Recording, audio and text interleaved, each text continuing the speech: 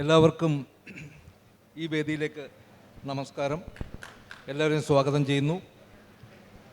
നേരത്തെ പറഞ്ഞതുപോലെ ശ്രീ സന്തോഷ് ജോർജ് കുളങ്ങരയെക്കുറിച്ച് വലിയൊരു ആമുഖത്തിന് പ്രസക്തിയില്ല. തൻ്റെ വിപുലമായ ലോകയാത്രാനുഭവങ്ങളിലൂടെ അദ്ദേഹം ഒരു വ്യവസായ സംരംഭകനും മാധ്യമപ്രവർത്തകനും പ്രചോദനാത്മകമായ വാക്കുകളിലൂടെ എല്ലാ തലമുറയോടും സംവദിക്കുന്ന ആളുമായി ഇപ്പോൾ നമുക്കിടയിൽ സജീവമാണ്. അപ്പം അദ്ദേഹത്തിൻ്റെ യാത്രാനുഭവങ്ങളെയും ലോകരാജ്യങ്ങളുടെയും ഒക്കെ പശ്ചാത്തലത്തിൽ എല്ലാവർക്കും അറിയാം. ഞാൻ അദ്ദേഹത്തിൻ്റെ ജീവിതയാത്രയുടെ തുടക്കത്തിലേക്ക് അദ്ദേഹത്തോടൊപ്പം സഞ്ചരിക്കാൻ ആഗ്രഹിക്കുകയാണ്. എവിടെയായിരുന്നു? മരങ്ങാട്ടുപള്ളി എന്ന ഒരു വളരെ ചെറിയൊരു ഗ്രാമം, പാലായ്ക്കടുത്തുള്ള പ്രദേശമാണ്. ആ ഗ്രാമത്തിലെ സ്കൂളിലേക്കുള്ള സന്തോഷ് ജോർജ് കുളങ്ങരയുടെ ആദ്യ യാത്രയെക്കുറിച്ചാണ് എനിക്ക് ചോദിക്കാനുള്ളത്. താങ്കൾ പഠിച്ച ആ പ്രൈമറി ക്ലാസ്സിൽ പഠിച്ച സ്കൂൾ എവിടെയാണ്? ആ യാത്ര, ആദ്യത്തെ സ്കൂൾ യാത്ര എങ്ങനെയായി? നമസ്കാരം. മരങ്ങാട്ടുപള്ളി ഒരു ചെറിയ ഗ്രാമമാണ്. എൻ്റെ വീട് ഒരു മലയുടെ മറുവശത്തും ഞാൻ പഠിച്ച സ്കൂള് മലയെന്ന് പറയില്ല, ഒരു വലിയ കുന്നിൻ്റെ മറ്റേ ചെരുവിലുമായിരുന്നു. അപ്പോൾ അതുകൊണ്ട് നേഴ്സറി സ്കൂൾ മുതൽ എൻ്റെ അമ്മയുടെ കൈ പിടിച്ച്, കാരണം അമ്മ ഒരു അധ്യാപികയായിരുന്നു, അതിനടുത്ത് തന്നെയുള്ളൊരു സ്കൂളിൽ പഠിപ്പിക്കുകയായിരുന്നു. അതുകൊണ്ട് അമ്മയുടെ കൈ പിടിച്ച് ഒരു പാടത്തിലെ ചെളി നീന്തി കടന്ന് കുന്ന് കയറി ഇറങ്ങി ഈ നേഴ്സറി സ്കൂളിലേക്ക് ചെല്ലുന്നു, 1-ാം ക്ലാസ്സിൽ ചെല്ലുന്നു. ഇതൊക്കെ നമുക്കറിയാം. നിങ്ങളെപ്പോലെ ഞാനും ആദ്യ ദിവസവും ആ ആഴ്ചയുമൊക്കെ പ്രതിഷേധത്തിൻ്റെ ശബ്ദമുയർത്തിക്കൊണ്ട് തന്നെയാണ് ആരംഭിച്ചത്. നേഴ്സറി സ്കൂളിലെ എൻ്റെ ഏറ്റവും LP സ്കൂളിനേക്കാൾ നേഴ്സറി സ്കൂളിൽ ഓർമ്മയുണ്ട്. കാരണം അമ്മ അധ്യാപികയായിരുന്നുകൊണ്ട് വീട്ടിൽ ഇട്ടിട്ട് പോകാൻ പറ്റില്ല കുട്ടികളെ. അപ്പോൾ അതുകൊണ്ട് ഒരു 2 വയസ്സൊക്കെ കഴിയുമ്പോഴേ നേഴ്സറി കൊണ്ടുപോയാക്കും. മരങ്ങാട്ടുപള്ളിയിൽ കന്യാസ്ത്രീകൾ നടത്തിയിരുന്ന ഒരു നേഴ്സറി സ്കൂളുണ്ട്. അപ്പോൾ അവിടെ കൊണ്ടുപോയി അങ്ങ് ഏൽപ്പിച്ചാൽ 1-ാം ക്ലാസ്സിൽ ചേർക്കാറാവുന്നിടം വരെ അവർ നോക്കിക്കോളും. പക്ഷേ അവിടെയും എനിക്ക് ചില ദുർവാശികളൊക്കെ ഉണ്ടായിരുന്നു. അതുകൊണ്ട് എന്നേക്കാൾ 1.5 വയസ്സ് മാത്രം മൂത്ത എൻ്റെ ചേച്ചി അന്ന് 1-ാം ക്ലാസ്സിൽ പഠിക്കുക. 1-ാം ക്ലാസ്സിൽ പഠിക്കുന്ന ഈ ചേച്ചി എല്ലാ ദിവസവും ഉച്ചയ്ക്ക് ഇൻ്റർവെല്ലിൻ്റെ സമയത്ത് ചെറിയൊരു കുന്ന് കയറി ഞാൻ ഈ പഠിക്കുന്ന അല്ലെങ്കിൽ ഞാൻ ആ സമയത്തുള്ള നേഴ്സറി സ്കൂളിലേക്ക് വരും. 1-ാം ക്ലാസ്സുകാരി നേഴ്സറിക്കാരന് ചോറ് വാരി തന്നിട്ട് പോകും. അപ്പോൾ എൻ്റെ നേഴ്സറിയിലെ ഓർമ്മകളെന്ന് പറയുന്നത് എന്നേക്കാൾ 1.5 വയസ്സ് മാത്രം മൂത്ത 1-ാം ക്ലാസ്സിൽ പഠിക്കുന്ന എൻ്റെ ചേച്ചി എനിക്ക് ചോറ് വാരി തരാൻ വേണ്ടി നേഴ്സറിയിലേക്ക് വരുന്ന ഓർമ്മയാണ്. അത്ര രസകരമായ ബാല്യകാലമായിരുന്നു എൻ്റേത്. ഒരിക്കൽ താങ്കൾ പറയുകയുണ്ടായി, താങ്കളുടെ പിതാവിന് അവിടെ ഒരു സ്കൂളുണ്ട്, ലേബർ ഇന്ത്യ പബ്ലിക് സ്കൂൾ. താങ്കൾ പിതാവിൻ്റെ ആദ്യകാല പേരൻറ്റിങ്ങിന് ഇരയായ ആളാണ്. അത് പഴയകാലത്തെ രക്ഷകർത്താക്കളൊക്കെ കുട്ടികളെ നന്നായിട്ട് തല്ലുമായിരുന്നു, സ്ട്രിക്റ്റ് ആയിരുന്നല്ലോ. എന്നാൽ കാലം കഴിഞ്ഞപ്പോൾ താങ്കളുടെ പിതാവ് കുറച്ചുകൂടി ഉദാര നിലപാട് കുട്ടികളോട് കാണിക്കുന്ന ഒരു പിതാവായി മാറിയെന്നും അതിൻ്റെ സദ്ഫലം അനുഭവിച്ചത് താങ്കളുടെ അനുജനാണെന്നും താങ്കൾ പറയുകയുണ്ടായി. താങ്കളെ പിതാവ് തല്ലുന്നത് എന്തിനു വേണ്ടിയായിരുന്നു? തെറ്റിദ്ധാരണ. പലപ്പോഴും അന്നത്തെ കാലത്ത് തല്ലുക എന്നത് എനിക്ക് തോന്നുന്ന എൻ്റെ തലമുറയിലുള്ളവർക്കൊക്കെ അറിയാം, കാരണവന്മാരുടെ സ്നേഹപ്രകടനമായിരുന്നു. നിന്നെ ഞാൻ പരിഗണിക്കുന്നുണ്ട് എന്ന് പലപ്പോഴും മക്കളെ അറിയിച്ചിരുന്നത് പിടിച്ച് 2 തല്ല് കൊടുത്തിട്ടൊക്കെ ആയിരുന്നു. കാരണം ഞങ്ങൾ 3 മക്കൾ ഒന്നിച്ച് ഏതാണ്ട് 1.5 വയസ്സിൻ്റെ ഇടവേളകളിൽ ജനിച്ച് ഒന്നിച്ച് വരികയും എൻ്റെ അനുജനുമായിട്ട് എനിക്കൊരു 10 വയസ്സിൻ്റെ വ്യത്യാസമുണ്ട്. അപ്പോൾ ഈ 10 വയസ്സ് കൊണ്ട് 10 വർഷം കൊണ്ട് എൻ്റെ പിതാവിൻ്റെ പേരൻറ്റിങ് വിശ്വാസങ്ങൾ, വിദ്യാഭ്യാസ വീക്ഷണം ഒക്കെ മാറി. ഈ ലേബർ ഇന്ത്യ സ്കൂളൊക്കെ ഈ അനുജൻ പഠിക്കാറാകുമ്പോഴേക്കാണ് തുടങ്ങുന്നത്. അതിനു മുമ്പ് അദ്ദേഹം നടത്തിയിരുന്നത് ഒരു പാർലർ കോളേജാണ്, നാടൻ പാർലർ കോളേജ്. അപ്പോൾ നാടൻ പാർലർ കോളേജിലെ ഒരു അധ്യാപകൻ്റെ വിദ്യാഭ്യാസ വീക്ഷണമാണ് എൻ്റെ മേൽ പ്രയോഗിക്കപ്പെട്ടത്. ഒരാധുനിക സ്കൂളിൻ്റെ പുതിയ ചിന്തകളൊക്കെ അദ്ദേഹം അനുജനിലും പ്രയോഗിച്ചു, അത്രയേ ഉള്ളൂ. പിന്നെ നമുക്കറിയാമല്ലോ, അന്ന് ഇന്നത്തേതുപോലെ കുട്ടികളെ തല്ലുന്നത് ഒരു അപകടമാണ്, ഒരു പാപമാണ് എന്ന് ആരും വിശ്വസിച്ചിരുന്നില്ല.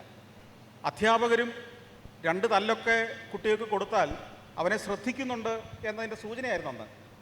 ഇഷ്ടംപോലെ തല്ല് ഓരോ ദിവസവും ഓരോ പീരീഡിലും ക്ലാസ്സുകളിൽ മിക്കവാറും കുട്ടികൾക്കൊക്കെ കിട്ടിയിരുന്നു ആ കാലത്ത്. അപ്പോൾ തല്ല് കിട്ടുക എന്നത് എല്ലാവരും പ്രതീക്ഷിച്ച് തന്നെ സ്കൂളിൽ പോയിരുന്ന ഒരു കാലം. താങ്കൾ കുട്ടികളെ തല്ലുമോ? സ്വന്തം മക്കളെ തല്ലാറുണ്ടോ?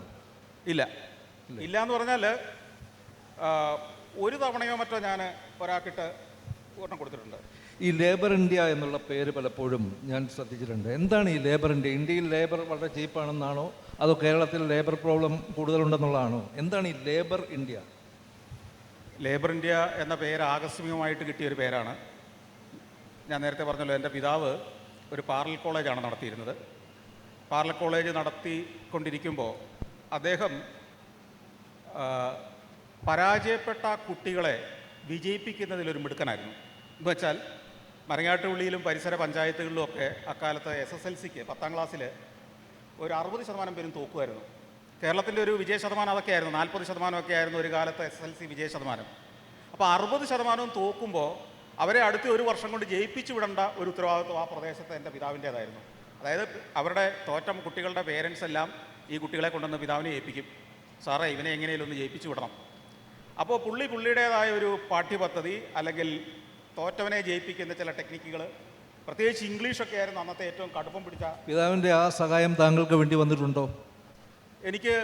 ഞാൻ ഹൈസ്കൂൾ എത്തിയപ്പോഴത്തേക്ക് അദ്ദേഹം ലേബർ ഇന്ത്യ എന്ന് പറഞ്ഞ മാസിക ആരംഭിച്ച് അതിലേക്ക് കൂടുതൽ ശ്രദ്ധയായി.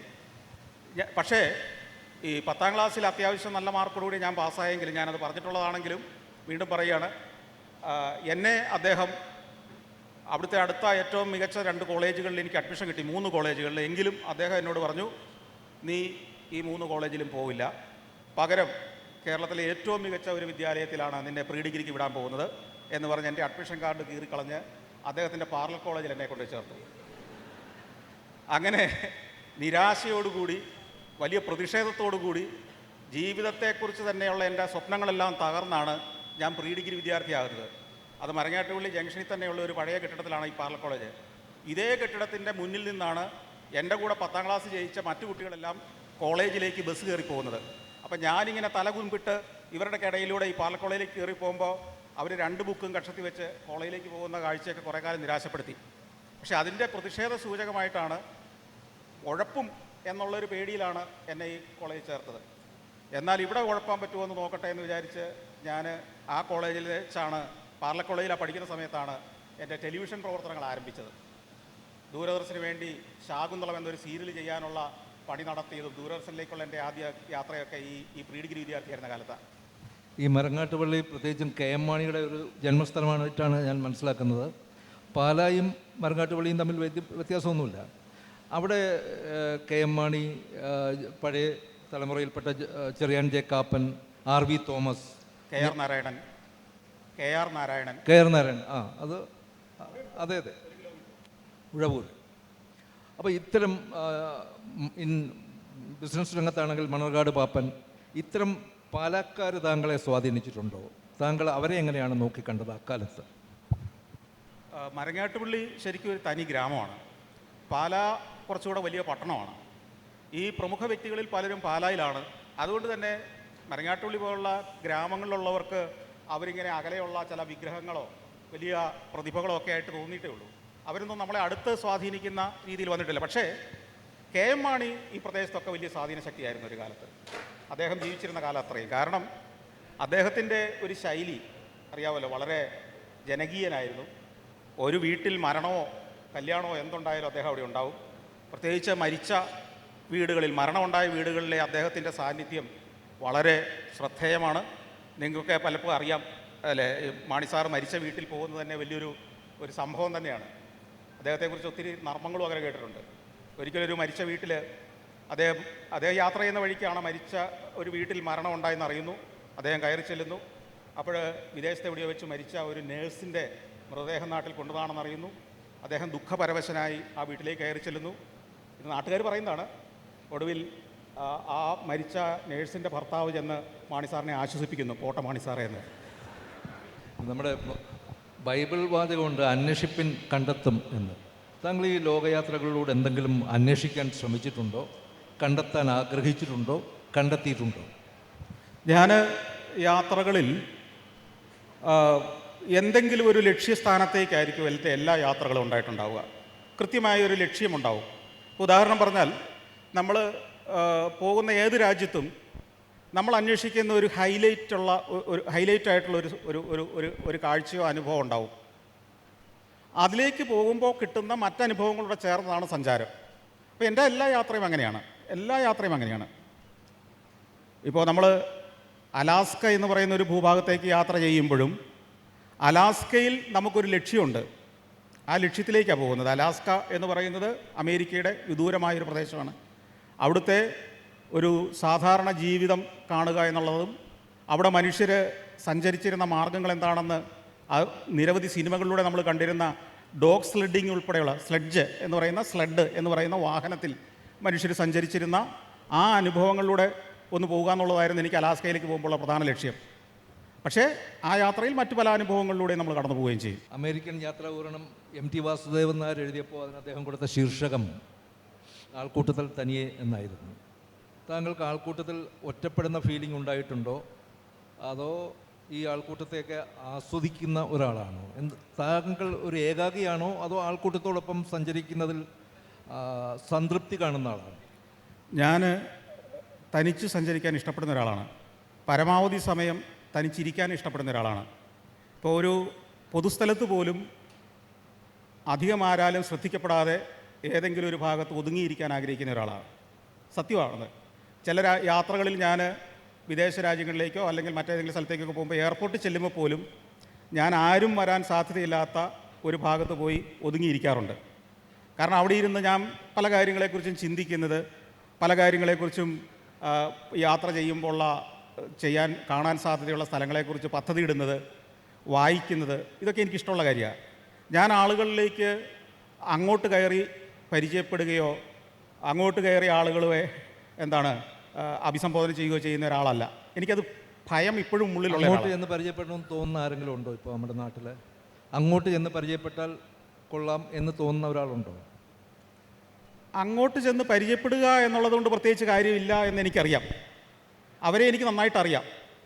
ഒരാളെക്കുറിച്ച് അറിയണമെങ്കിൽ അവരോട് ചെന്ന് പരിചയപ്പെട്ട് വർത്തമാനം പറയേണ്ട കാര്യമില്ല. നമുക്ക് അവരെക്കുറിച്ച് വായിക്കാം, അവരെക്കുറിച്ചുള്ള പുസ്തകങ്ങളുണ്ട്, അവരെക്കുറിച്ചുള്ള ടെലിവിഷൻ പരിപാടികളുണ്ട്, യൂട്യൂബിൽ വീഡിയോസ് ഉണ്ട്. അങ്ങനെ ഒരാളെ അറിയുന്നതാണ് എനിക്കിഷ്ടം. ഇപ്പോൾ ഒരാളെ നേരിട്ട് കണ്ട് ഒരു സെൽഫി എടുത്ത് ഓട്ടോഗ്രാഫ് വാങ്ങി അതുകൊണ്ട് പ്രത്യേകിച്ച് ഒരു നേട്ടവും ഉണ്ടാവുന്നില്ലെന്നോ അത് പ്രത്യേകിച്ച് ഉപയോഗമൊന്നും ഇല്ലാത്ത കാര്യമാണെന്നോ കൃത്യമായിട്ട് അറിയുന്നില്ല. താങ്കളുടെ കുറേ സെൽഫി ഇപ്പോൾ എടുത്തിരുന്നു, അവർക്കൊന്നും ഒരു ഉപയോഗം ഇല്ലെന്നാണ്. അത് എൻ്റെ ആഗ്രഹപ്രകാരം ചെയ്തതല്ലല്ലോ. താങ്കൾക്ക് ഭയം തോന്നിയിട്ടുണ്ടോ? ഭയം ഈ യാത്രകളിൽ എപ്പോഴെങ്കിലും? അന്യനിൽ നിന്നാണ് ഭയം ഉണ്ടാകുന്നതെന്നാണ് പറയുന്നത്. മരിച്ചവർക്കും ജനിക്കാനിരിക്കുന്നവർക്കും മാത്രമേ ഭയമില്ലാതുള്ളൂ. അപ്പോൾ താങ്കൾക്കും ഭയം ഉണ്ടായി കാണുമല്ലോ. ഭയമുണ്ട്. ഭയം എന്ന് പറഞ്ഞാൽ പല കാര്യങ്ങളെക്കുറിച്ചാണ്. ഉദാഹരണം പറഞ്ഞാൽ നമ്മൾ ചെയ്യുന്ന ഒരു പ്രവൃത്തി ആളുകൾ തെറ്റിദ്ധരിക്കുന്ന ഒരു കാലത്ത് നമുക്ക് ജീവിക്കുന്നത് കൊണ്ട് തന്നെ പറയുന്ന കാര്യവും ചെയ്യുന്ന പ്രവൃത്തിയും മനുഷ്യന് വ്യക്തമാകുന്ന രീതിയിൽ പോകുന്നുണ്ടോ എന്ന് ഞാൻ പലപ്പോഴും ഭയക്കാറുണ്ട്. നമ്മൾ പറയുന്നതിൻ്റെ നേരെ എതിർ അർത്ഥത്തിൽ ആളുകൾ മനസ്സിലാക്കുമോ എന്നത് എനിക്കൊരു ഭയമുള്ള കാര്യമാണ്. ഒരിക്കൽ ഓഷോ എഴുതിയ ഒരു നിരീക്ഷണം എൻ്റെ ഓർമ്മയിലേക്ക് വരികയാണ്. ഈ ഇന്ത്യ വളരെ വർഷങ്ങൾക്ക് മുമ്പ് അദ്ദേഹം ജീവിച്ചിരുന്ന കാലത്ത് എഴുതിയാണ്. അപ്പോൾ ഇന്ത്യക്ക് ഇത്രയും സാമ്പത്തിക പുരോഗതി ഒന്നും വന്നിട്ടില്ല. ഇന്ത്യ ദരിദ്രമായിരിക്കുന്നതിൻ്റെ കാരണം ഇന്ത്യയിലെ ധനികന്മാർ പിശുക്കന്മാരും അമേരിക്ക സമ്പന്നമായിരിക്കുന്നത് അവിടുത്തെ സാധാരണക്കാർ പോലും ധാരാളം കിട്ടുന്ന പണം കൂടുതൽ ചിലവാക്കുന്നത് കൊണ്ടുമാണ്. വിനിമയത്തിൽ അവർ മുന്നിൽ നിൽക്കുന്നത് കൊണ്ടാണ് ഈ സാമ്പത്തിക ശക്തിയായി അമേരിക്ക വളരുന്നതിൻ്റെ ഒരു കാരണം എന്ന് ഓഷോ നിരീക്ഷിക്കുകയുണ്ടായി. ഈ പണം ചിലവാക്കുന്നത് സംബന്ധിച്ചിട്ടുള്ള താങ്കളുടെ യാത്രയിൽ കാശ് ചിലവാകുമല്ലോ നന്നായിട്ട്. പണത്തിൻ്റെ കാര്യത്തിൽ താങ്കളുടെ സമീപനം എന്താണ്? പണം വളരെ മിതമായിട്ട് ചിലവാക്കുന്ന ഒരാളാണ് ഞാൻ. കാരണം എൻ്റെ ഓരോ യാത്രയും കേരളത്തിൽ എനിക്ക് തോന്നുന്നു ഞാൻ ചെയ്യുന്ന ഒരു ജോലിക്ക് വേണ്ടി യാത്ര ചെയ്യുന്ന ഏതൊരാളെക്കാളും കുറഞ്ഞ ചിലവിൽ എങ്ങനെ യാത്ര ചെയ്യാമെന്ന് ഗവേഷണം നടത്തി കണ്ടുപിടിക്കുന്ന ഒരാളാണ് ഞാൻ. അപ്പോൾ അതുകൊണ്ട് തന്നെ ആവശ്യത്തിന് പണം ചിലവഴിക്കുക. എന്നാൽ നമുക്കറിയാം ചില യാത്രകൾക്ക് പണം വളരെ കൂടുതൽ വരും. അത് ആ ദൗത്യത്തിൻ്റെ വലിപ്പം അനുസരിച്ച് അതിന് സ്പെൻഡ് ചെയ്യും. അപ്പോൾ ഇവിടെ ഇരിക്കുന്നവർക്ക് കുറേ ടിപ്സ് കൊടുക്കാൻ പറ്റുമോ? എങ്ങനെയാണ് ഈ പൈസ കുറച്ച് ചിലവാക്കി ലോകരാജ്യങ്ങളിലൊക്കെ യാത്ര ചെയ്യാൻ കഴിയുക എന്നുള്ളത്? ഞാനത് പലപ്പോഴും പറഞ്ഞിട്ടുള്ളൊരു കാര്യമാണ്. ഇപ്പോൾ നിങ്ങൾക്ക് ലോകയാത്ര നടത്തണമെങ്കിൽ ഇന്ത്യക്ക് വെളിയിലേക്ക് യാത്ര ചെയ്യണമെങ്കിൽ പോലും ഇന്നത്തെ കാലത്ത് നിരവധി മൊബൈൽ ആപ്പുകളും ഡിജിറ്റൽ പ്ലാറ്റ്ഫോമുകളും ഉണ്ട്. അപ്പോൾ അവിടെ നമുക്ക് ഇതിലൂടെ ഒന്ന് സെർച്ച് ചെയ്താൽ, ഇപ്പം നിങ്ങൾക്ക് പോകേണ്ടത് നേപ്പാളിലേക്കാണെങ്കിൽ, അല്ലെങ്കിൽ ശ്രീലങ്കയിലേക്കാണെങ്കിൽ, അല്ലെങ്കിൽ യൂറോപ്പിലേക്കാണെങ്കിൽ, ഇവിടേക്കൊക്കെ ഏറ്റവും ചുരുങ്ങിയ ചിലവിൽ യാത്ര ചെയ്യാൻ കഴിയുന്ന നിരവധി പ്ലാറ്റ്ഫോമുകൾ ഇന്നുണ്ട്. അപ്പോൾ അതുകൊണ്ട് തന്നെ വെറുതെ സെർച്ച് ചെയ്യാൻ പഠിച്ചാൽ മതി എന്നാണ് എൻ്റെ അഭിപ്രായം. ഗൂഗിളിൽ സെർച്ച് ചെയ്യാൻ അറിയുന്ന ഒരാൾക്ക് ഇന്ന് ഏത് കാര്യത്തിനും ഉത്തരം കിട്ടും. പഴയകാലത്ത് എസ് കെ പൊറ്റക്കാടാണ് നമ്മുടെ യാത്രാ വിവരണം സാധാരണ മലയാളിക്ക് യാത്രാനുഭവങ്ങളെ സൗന്ദര്യപൂർണമായ ഒരു ആസ്വദിക്കാൻ പറ്റുന്ന ഒരു ഓർമ്മപ്പെടുത്തലാക്കി മാറ്റിയത് എസ് കെ പൊറ്റക്കാടാണ്. താങ്കൾ ഏതെങ്കിലും കാലത്ത് ഈ തുടക്കത്തിൽ പ്രത്യേകിച്ചും എസ് കെ പൊറ്റക്കാടിനെ പിന്തുടർന്നിട്ടുണ്ടോ? എസ് കെ പൊറ്റക്കാടിനെ വായിച്ചു വളർന്ന ഒരാളാണ് ഞാൻ. ഞങ്ങളുടെ മരങ്ങാട്ടുപള്ളി സ്കൂളിൽ വലിയൊരു ലൈബ്രറി ഉണ്ടായിരുന്നു. ആ ലൈബ്രറി ഹൈസ്കൂൾ കാലത്തൊക്കെ ഞങ്ങൾക്ക് എനിക്ക് വായിക്കാൻ കിട്ടിയതിൽ 3-4 പുസ്തകങ്ങൾ പൊറ്റക്കാടിൻ്റെ പുസ്തകങ്ങളായിരുന്നു. വിഷകന്യകയും ദേശത്തിൻ്റെ കഥയും തെരുവിൻ്റെ കഥയും ഒക്കെ വായിച്ച് വളർന്ന ഒരാളാണ് ഞാൻ. കൂടാതെ അദ്ദേഹത്തിൻ്റെ യാത്രാവിവരണങ്ങളും. സഞ്ചാരം എന്നൊരാശയം ഉണ്ടാകുന്നതിന് തന്നെ പൊറ്റക്കാടിൻ്റെ ഈ യാത്രാവിവരണങ്ങൾ കാരണമായിട്ടുണ്ട്. കാരണം ഒരു ടെലിവിഷൻ പ്രൊഫഷണലായിട്ട് പ്രവർത്തനം ആരംഭിച്ച ഞാൻ ഒരു ഘട്ടത്തിൽ അതൊക്കെ നിർത്തി എൻ്റേതായ ഒരു വ്യത്യസ്തമായൊരു പരിപാടി എന്ന ചിന്ത വന്നപ്പോൾ എന്ത് വേണമെന്ന് ആലോചിച്ചിരുന്ന ഒരു സന്നിഗ്ധ ഘട്ടത്തിൽ പൊറ്റക്കാടിൻ്റെ വായനയിലേക്ക് ആകസ്മികമായിട്ട് തിരിച്ചു വന്നപ്പോഴാണ് എന്തുകൊണ്ട് ഇദ്ദേഹം അക്ഷരങ്ങളിലൂടെ കാണിച്ച ലോകം ടെലിവിഷനിലൂടെ കാണിച്ചുകൂടാന്നുള്ള ചിന്ത ഉണ്ടാവുകയും സഞ്ചാരം ആരംഭിക്കുകയും ചെയ്തത്. താങ്കൾ ലോകത്ത് ഏതാണ്ട് മിക്ക പ്രദേശങ്ങളിലൂടെയും യാത്ര ചെയ്തിട്ടുണ്ടെന്ന് ഞാൻ മനസ്സിലാക്കുന്നു. കേരളത്തിലെ യാത്ര ചെയ്യാനുള്ള ഗ്രാമങ്ങൾ വല്ലതും അവശേഷിക്കുന്നുണ്ടോ? അത് കേരളത്തിൽ പോകാത്ത സ്ഥലങ്ങളുണ്ട്? കേരളത്തിൽ പോകാത്ത ധാരാളം സ്ഥലങ്ങൾ സ്വാഭാവികമായിട്ടുണ്ടാവും. എങ്കിലും തെക്ക് മുതൽ വടക്ക് വരെ മിക്കവാറും എല്ലാ ജില്ലകളിലും പ്രധാന സ്ഥലങ്ങളിലൊക്കെ ഞാൻ സഞ്ചരിച്ചിട്ടുണ്ട്. കൂടാതെ ഞാൻ കഴിഞ്ഞ വർഷം ഒരു വ്യത്യസ്തമായൊരു ട്രാവൽ പരിപാടി കേരള സ്റ്റോറി എന്ന പേരിൽ ആരംഭിച്ചിരുന്നു. അവർ 7-8 എപ്പിസോഡുകൾ ചെയ്യുകയും ചെയ്തു. നല്ല സ്വീകാര്യത ഉണ്ടായി. പക്ഷേ എൻ്റെ സമയ പരിമിതി മൂലം അത് ഒന്ന് സ്ലോ ഡൗൺ ചെയ്തു. പക്ഷേ അത് വീണ്ടും ആരംഭിക്കാനുള്ള തയ്യാറെടുപ്പിലാണ് ഞാൻ. താങ്കൾ ഒരിക്കലും ഒരു അഭിമുഖത്തിൽ പറയുന്നത് കേട്ട് ഈ ദൈവത്തെക്കുറിച്ചുള്ള ചോദ്യങ്ങൾക്ക് മറുപടി പറഞ്ഞു. ദൈവം പിന്നെ മതം, താങ്കളൊരു ദൈവവിശ്വാസിയാണ്, പക്ഷേ മതവിശ്വാസിയല്ല എന്ന രീതിയിൽ താങ്കൾ സംസാരിക്കുന്നതായിട്ട് ഞാൻ മനസ്സിലാക്കിയിട്ടുണ്ട്. ഈ ദൈവം സഹായിച്ചിട്ടുണ്ടോ യാത്രയിൽ എപ്പോഴെങ്കിലുമൊക്കെ? ഈ ദൈവം എന്ന് പറയുമ്പോൾ ഈ പല മനുഷ്യർക്കും പലതാണ് മനസ്സിൽ വരുന്നത്. നിങ്ങളുടെ മനസ്സിൽ ദൈവം എന്ന് പറയുമ്പോൾ വരുന്നൊരു ഇമേജ് ആയിരിക്കില്ല എൻ്റെ മനസ്സിൽ വരുന്നത്. ദൈവത്തെക്കുറിച്ചുള്ള ഡെഫിനേഷൻസ് വ്യത്യാസം ഉണ്ടാവും. അതാണ് വ്യത്യാസം. അതായത് ദൈവം എന്ന് പറഞ്ഞാൽ എന്താണ്? ഞാൻ വിശ്വസിക്കുന്നത് ഈ പ്രപഞ്ചത്തിൻ്റെ വലിപ്പം എത്രയാണെന്ന് ഏകദേശം മനസ്സിലാക്കാൻ ശ്രമിക്കുന്ന ഒരാളാണ് നിരന്തര യാത്രകൾ. ഞാൻ പറഞ്ഞല്ലോ, ഞാൻ തനിച്ചിരിക്കാൻ ആഗ്രഹിക്കുന്ന ആളാണെന്ന് പറയുന്നത്. തനിച്ചിരിക്കുമ്പോൾ ഞാൻ ഇത്തരം കാര്യങ്ങളൊക്കെ ചിന്തിക്കാറുണ്ട്, വായിക്കാറുണ്ട്, ഇങ്ങനെ മനസ്സിൽ ഇതിനെ കാണാൻ ശ്രമിക്കാറുണ്ട്. അപ്പോൾ ഈ പ്രപഞ്ചം എന്ന് പറയുന്നതിൻ്റെ വലിപ്പം അതെന്ന് തുടങ്ങി എന്ന് അവസാനിക്കും, ഇങ്ങനെയുള്ള കാര്യങ്ങളെക്കുറിച്ചൊക്കെ നമ്മൾ കുറേ ദിവസങ്ങളും മാസങ്ങളും വർഷങ്ങളുമായിട്ട് ഇങ്ങനെ ചിന്തിക്കുകയും പിന്നെ നമുക്ക് ശാസ്ത്രലോകം തരുന്ന കുറേ ഇൻപുട്സുമായിട്ട് ഇതിനെ ചേർത്ത് വെക്കുകയൊക്കെ ചെയ്യുമ്പോൾ ഇത് നമ്മൾ ഈ കരുതുന്ന അത്ര ചെറിയ സാധനമൊന്നുമില്ലെന്ന് മനസ്സിലാവും. ദൈവം എന്ന് പറയുന്നത് പഴയ പള്ളികളുടെ ചുവരുകളിൽ വരച്ചു വെച്ചിരുന്ന താടിമുടി നീട്ടിയ ഒരു രൂപമോ അല്ലെങ്കിൽ മനുഷ്യൻ വരച്ച ശിവകാശി ചിത്രങ്ങളിൽ കാണുന്ന ഒരു രൂപത്തിനൊക്കെ അപ്പുറം വലിയ മാനമുള്ള മറ്റൊരു സംഭവമാണ് ദൈവം എന്ന് മനസ്സിലാവും. താങ്കളൊരു ദൈവത്തെ വരച്ചാൽ എന്ത് രൂപം കൊടുക്കും അതിന്? ഞാൻ വരയ്ക്കില്ല. വരയ്ക്കാൻ ശ്രമിക്കില്ല. പേടിയാണോ? പേടിയായിട്ടില്ല, വരയ്ക്കാൻ കഴിയില്ല, അതാണ് കാര്യം. ദൈവം താങ്കളെ സഹായിച്ചിട്ടുണ്ടോ എന്നായിരുന്നു എൻ്റെ ചോദ്യം. അല്ല, ദൈവം എന്ന് പറയുന്നത് എൻ്റെ മനസ്സിൽ ഈ പ്രപഞ്ചമാണ്. ഇപ്പോൾ ഈ കൂടിയിരിക്കുന്ന ആളുകളും അവരുടെ ഒരു പോസിറ്റീവ് എനർജി പോലും ദൈവമാണെന്ന് വിശ്വസിക്കുന്ന ഒരാളാണ് ഞാൻ. അപ്പോൾ എൻ്റെ പ്രേക്ഷകരായ ലക്ഷക്കണക്കിന് ആളുകൾ, എന്നെ ഇഷ്ടപ്പെടുന്ന ആളുകൾ, എനിക്ക് ചുറ്റുമുള്ള മനുഷ്യർ, ഈ പ്രപഞ്ചം, ഇതിൻ്റെയൊക്കെ ഒരു പോസിറ്റീവ് സ്ഫുരണം എന്നിലേക്ക് വരുന്നുണ്ടെന്നും അത് ഞാൻ ചെയ്യുന്ന ഒരു പോസിറ്റീവ് കാര്യത്തെ ആശ്രയിച്ച് അതിൻ്റെ അളവ് കൂടുകയോ കുറയുകയോ ചെയ്യുന്നു ഒക്കെ ചിന്തിക്കുന്ന ഒരു ഫിലോസഫിക്കൽ ലെവലിലാണ് ഞാൻ ഇതിനെ കാണുന്നത്. അപ്പോൾ ഞാൻ എത്ര ആളുകളെ പോസിറ്റീവായിട്ട് ഇൻസ്പയർ ചെയ്യുന്നോ അതിനാനുപാതികമായിട്ട് അവരിൽ നിന്നൊരു റിഫ്ലക്ഷൻ എന്നിലേക്ക് വരുന്നുണ്ടെന്നും അതെന്നെ സഹായിക്കുന്നുണ്ടെന്ന് ഞാൻ വിശ്വസിക്കുന്നു. എന്ത് താങ്കൾ ചെയ്യുന്ന ജീവിതത്തിൽ ചെയ്യുന്ന പോസിറ്റീവായ കാര്യം എന്താണ്? ഏതാണ് പോസിറ്റീവായ കാര്യം എന്താണ്? നിങ്ങൾ എൻ്റെ കൂടെ ഈ പരിപാടി കഴിഞ്ഞൊന്ന് ഇറങ്ങി വന്നാൽ കാണിച്ചു തരുവരെ. ക്ലിയറായില്ല. ഈ പരിപാടി കഴിഞ്ഞ് ഇറങ്ങി ഇവർക്കിടയിലൂടെ നമ്മൾ ഒന്നിച്ച് നടന്നാൽ ഈ ഇരിക്കുന്ന ജനക്കൂട്ടം കാണിച്ചു തരും എന്താണ് ആ പോസിറ്റീവ് കാര്യം എന്ന്. അതാണ് പോസിറ്റീവ്. അതാണ് കാര്യം. അപ്പോൾ താങ്കളുടെ പ്രവർത്തികൾക്ക് കിട്ടുന്ന ഒരു റിഫ്ലക്ഷനാണ് പോസിറ്റീവ്. യെസ്. ഓക്കെ.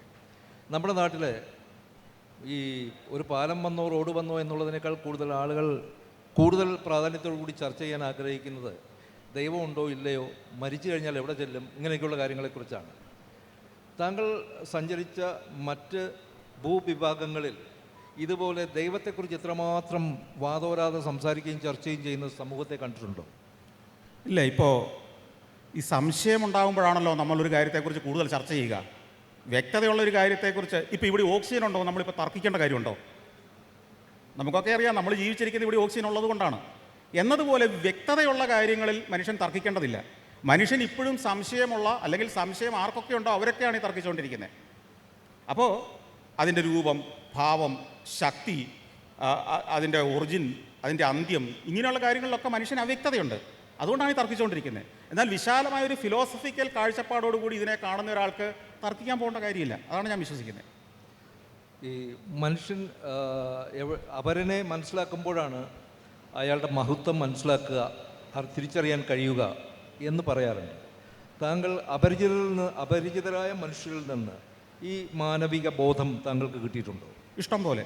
അതാണ് സഞ്ചാരത്തിൻ്റെ ആകത്തുക.